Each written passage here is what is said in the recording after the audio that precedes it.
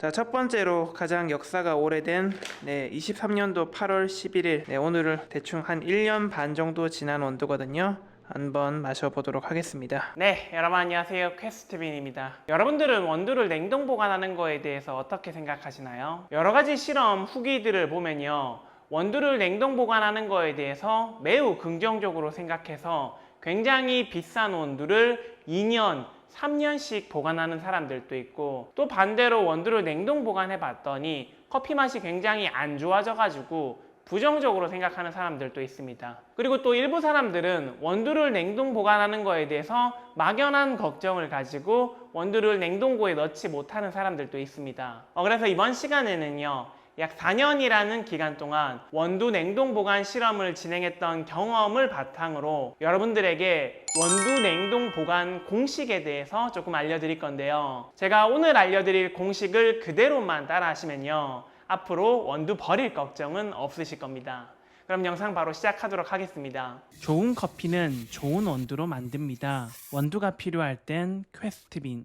자, 일단 첫 번째로 원두를 냉동 보관할 때 갖춰야 되는 기본적인 조건들에 대해서 조금 알려드리도록 하겠습니다. 그중 첫 번째는 원두 봉투에 대한 재질입니다. 원두 봉투의 재질은 기본적으로 내지가 폴리에틸렌으로 되어 있는 것을 기본 조건으로 잡습니다. 그리고 또한 외부 재질 같은 경우에는 페트 재질이 가장 좋기는 한데요, 내부가 폴리에틸렌으로 되어 있다고 하면요, 이런 종이 재질도 전혀 문제가 없습니다. 다만 종이 재질 같은 경우에는요, 장시간 원두를 냉동 보관했을 경우 이제 종이가 조금 눅눅해지거나 잉크가 번지는 현상들이 있는데, 실제 내부가 폴리에틸렌으로 되어 있기만 하면요, 커피 맛에 영향을 주는 부분은 아니어가지고 크게 신경 쓰지 않아도 괜찮습니다. 그리고 당연하지만은 원두 봉투에는요, 찢어짐이 없어야 되고 후면부에 있는 아로마 밸브에도 불량이 없어야 됩니다. 자, 그리고 냉동실의 기본적인 온도는 마이너스 18도를 기준으로 잡는데요, 더 차가운 거는 상관없는데 온도가 높을 경우에는 데이터에 문제가 생길 수 있으니까 꼭 체크해 주시면 좋을 것 같습니다. 자, 이렇게 기본적인 조건들을 저랑 똑같이 맞추셨다고 하면요, 앞으로 제가 설명드릴 원두 냉동 공식이 여러분들에게도 똑같이 적용되실 건데요, 그중 첫 번째로 가장 중요한 거는요, 냉동고에서 한 달은 실온에서 하루랑 동일하다입니다. 실제 저 같은 경우에는요, 실온에서 품질 유지 기한이 16일인 원두를 냉동고에 16개월 동안 보관한 적이 있습니다. 실제 그 커피를 마셔보니까요, 실온과 동일하게 커피는 산패되어 있었습니다. 그러니까 여기서 정말 중요한 거는요, 냉동 보관을 한다고 해서 2년, 3년 동안 커피를 계속 보관하는 것은요, 사실상 어려울 수가 있습니다. 물론 냉동고의 성능이 굉장히 뛰어나가지고 마이너스 50도, 마이너스 200도 이렇게 떨어진다고 하면은 아마 2년, 3년 보관이 가능할 수도 있겠지만은 가정용 냉장고에서는 일단 불가능하다. 이 부분은 꼭 참고해 주시면 좋을 것 같고요. 그리고 또 이 이론을 동일하게 적용하면요, 실온에서 6일 정도 디게싱이 필요한 원두는요, 냉동고에서 약 6개월 정도의 시간이 지나면요, 실온 6일과 냉동고의 6일은요, 커피 맛이 블라인드 테스트로 봤을 때 전혀 구분이 안 될 정도로 거의 동일하게 디게싱이 되어 있습니다. 실제로 한번 테스트를 해보도록 하겠습니다. 지금 이 원두 같은 경우에는 퀘스트빈에서 판매하는 디퍼블렌드라고 하는데요, 보통 실온에서 디게싱을 6일에서 7일 정도 하면은 커피 맛이 잘 올라옵니다. 그런데 이 원두 냉동고에서 지금 7개월 조금 넘게 보관을 했거든요. 커피 한번 마셔보도록 하겠습니다. 자, 지금 원두의 오일 상태를 한번 체크해보면요, 지금 7개월, 거의 8개월이 다 돼가는 원두인데요, 오일이 전혀 올라오지 않았습니다. 와, 너무 예쁘게 잘 떨어지고 있습니다. 크레마가 아주 빵실빵실하게 차오르는 모습이 보입니다. 굉장히 신선해 보이죠? 실제로는 7개월이 지난 원두입니다. 와. 이렇게 보시면요, 실온에서 한 7, 8일 정도 디게싱 하면은 보통 이런 컬러가 나오거든요. 장난 아닙니다. 크레마가 굉장히 너무 예쁘게 나왔습니다. 자, 커피 한번 마셔보도록 할게요. 와, 너무 맛있는데요. 향이 완전 잘 살아 있습니다. 우리 흔히 냉동고에 원두를 넣으면은 냉동고 냄새가 배일 수 있다 그러는데 전혀 그런 거 없습니다. 에스프레소도 한번 마셔보면은 향이 너무 좋습니다. 너무 맛있고요. 절대로 일반인들에게 제가 이거를 냉동고에 보관한 원두다라고 얘기를 하지 않으면요, 이거 저도 못 맞춥니다. 사람들한테 원두 냉동해서 보관하라고 추천할 수 있을 것 같아요. 강추드립니다. 강추. 자, 이렇게 커피를 마셔보고 우리가 확실하게 내린 결론 중에 하나는요, 첫 번째는 원두는 냉동 보관해도 괜찮습니다. 아주 맛있습니다. 그리고 두 번째, 원두는 냉동고 안에서도 천천히 디게싱 산화가 진행됩니다. 실온의 하루가 냉동고의 한 달과 거의 비슷하다. 그렇기 때문에 실온에서 6일 정도 디게싱이 필요한 원두는 냉동고에서 약 6개월 정도의 시간이 필요하고, 그리고 실온에서 한 16일 이내로 산화가 되는 커피는 냉동고에서도 16개월 이상 버틸 수가 없다. 그러니까 원두를 2년씩, 3년씩 보관할 목적으로 냉동고에 넣으신 분들은 지금 빨리 빼서 드시는 것을 조금 권장드리고 싶습니다. 자, 이렇게 저는 냉동된 커피를 맛있게 마셨습니다.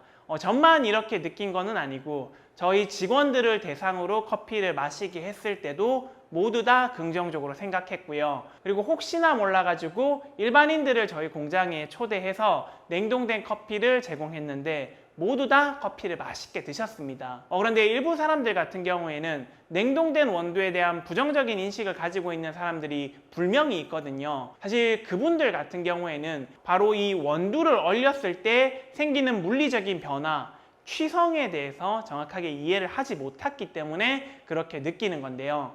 다음으로는 이 원두를 얼렸을 때 생기는 취성에 대해서 조금 설명드리도록 하겠습니다. 자, 이렇게 냉동고에서 꽝꽝 언 원두는요, 취성을 가지게 됩니다. 이 취성의 뜻이라고 하는 거는요, 물체가 파쇄됐을 때 그냥 우리가 이제 또각하고 부서지는 게 아니라, 우리 영화에서 뭐 유리가 깨지는 장면을 생각해 보면요, 이렇게 팍 하고 이렇게 갈라지는 모습이 있잖아요.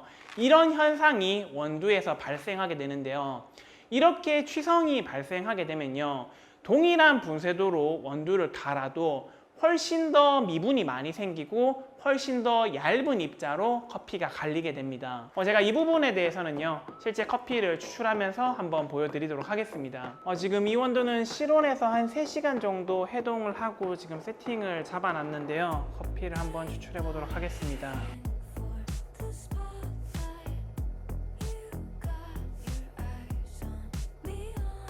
자, 이렇게 잘 해동된 원두를 가지고 에스프레소를 추출해 봤는데요, 추출 시간은 28초가 나왔고요, 그리고 현재 분쇄도 값은 사이를 기준으로 54가 나왔습니다. 그런데 이제 여기에서 재미있는 거는요, 이렇게 방금 냉동실에서 꺼낸 원두를 분쇄도를 변경하지 않고 동일한 조건으로 커피를 추출하면 어떤 일이 생기는지 한번 보여드리도록 하겠습니다. 자, 현재 찌를 때마다 마음이 안 좋아요. 자, 지금 현재 원두의 온도는 마이너스 한 10도에서 계속 내려가고 있습니다. 정말 이 영상 만들기까지 최소 1년 반에서 한 2년 정도 걸린 것 같은데요. 좋아요랑 구독도 좋기는 한데 후원, 원두 한 봉지씩 구매해 주시면은 영상 제작하는데 정말 큰 힘이 됩니다. 맛도 좋습니다. 자, 커피 한번 내려보도록 하겠습니다. 솔직히 말해서 잔을 받칠 필요도 없기도 한데 한번 받쳐볼게요. 자, 커피가 한 방울씩 떨어지는데 몇 초 걸리는지 한번 보도록 하겠습니다. 자, 현재 추출 시간 28초 지났고요. 아까 전에는 이제 추출이 여기서 끊어졌어야 되는데 계속 추출돼서 현재 추출 시간 40초 넘었고요. 41초 걸렸습니다. 다시 한번 추출해 볼까요? 이번에는 36초 걸렸네요. 그래서 아까 28초를 기준으로 하면은 한 8초에서 10초 정도 추출 시간이 길어졌습니다. 사실 오늘 정도는 양호하고요, 평상시에는 추출 시간이 더 길게 나올 때도 있었습니다. 한번 마셔보도록 할게요. 진짜 더 더럽게 맛없습니다. 와, 가루 향기, 미분이 많이 늘어난다고 했잖아요. 이 미분 맛이 커피에 되게 많이 느껴져요. 그러니까 커피를 마셨을 때 가루가 내 목구멍으로 계속 들어오는 느낌? 약간 그런 게 굉장히 많이 느껴집니다. 와, 되게 텁텁하고 진짜 엄청 맛이 없습니다. 이렇듯 제대로 해동하지 않고 커피를 바로 드신 분들 같은 경우에는 이 부정적인 맛들로 인해 가지고 원두를 냉동 보관하는 거에 대해서 부정적인 생각을 가지실 텐데, 실제로는 냉동 자체가 문제가 된 게 아니라 이 취성으로 인해 가지고 너무 얇은 분쇄도 너무 많은 미분들로 인해 가지고 커피가 텁텁해졌으니까 실제로는 냉동이 문제가 아니라 해동, 즉 취성이 문제가 되었다라고 보실 수가 있습니다. 그런데 일부 실험에서는요, 해동하지 않은 원두를 바로 갈아서 마셨는데 굉장히 맛이 좋았다, 너무 긍정적이었다 라는 반응도 있는데, 이거는 제가 왜 그런지 조금 설명드리도록 하겠습니다. 제가 아까 전에는 미디움 다크로 로스팅된 커피를 한번 추출해 봤는데요, 이번에는 미디움 라이트로 로스팅된 커피를 추출해 보도록 하겠습니다. 이번 커피는 EK43 사용해 가지고 내려볼게요.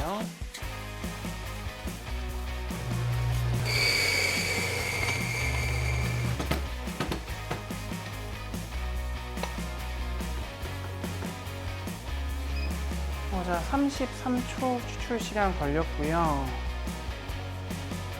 해동하지 않고 바로 갈았습니다. 한번 마셔보도록 할게요. 와, 진짜 장난 아니게 맛있습니다. 실온에 있는 바이올렛을 그냥 갈았던 것보다 이렇게 취성을 발생시켜가지고 냉동됐던 커피를 지금 갈았는데 얘가 훨씬 더 맛있어요. 와, 얼었던 커피가 더 맛있습니다. 자, 이렇게 보셨다시피요, 이 취성이라고 하는 거는요, 모든 원두에 다 부정적인 것은 아니에요.